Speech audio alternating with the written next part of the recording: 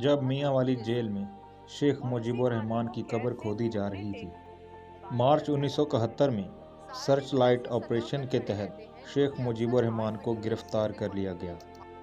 اس سے پہلے شیخ مجیب الرحمان اپنا آئینی حق لینے کے لیے ہر ممکن کوشش کر چکے تھے، لیکن جنرل یحییٰ خان ہمیشہ کے لیے سپر کنگ بنے رہنا چاہتے تھے اور ان کی اس کوشش کی تکمیل کے لیے ذوالفقار علی بھٹو ہر ممکن کوشش کر رہے تھے۔ جب شیخ مجیب الرحمان اپنا حق نہ لے سکے تو شیخ مجیب الرحمان نے سول نافرمانی کی تحریک شروع کر دی۔ اس تحریک کو عسکری قیادت نے بزور طاقت روکنے کی بہت کوشش کی۔ جنرل یحییٰ خان نے اپنے ہی ہم وطنوں کو مارا، جلانا اور تشدد کرنا شروع کر دیا۔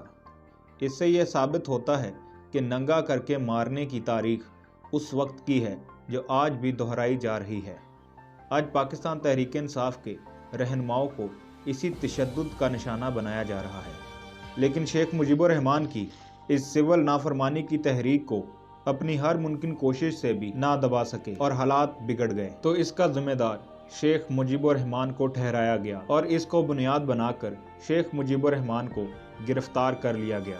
انہیں گرفتار کر کے میاں والی میں قید کر دیا گیا، جہاں ان کے سامنے ایک قبر کھودی گئی اور ان کو مجبور کیا گیا کہ یہ ایک آڈیو پیغام ریکارڈ کروائیں، جن میں بھٹو کی حکومت کو تسلیم کرنا اور ہنگامے روکنے کا پیغام بھی تھا۔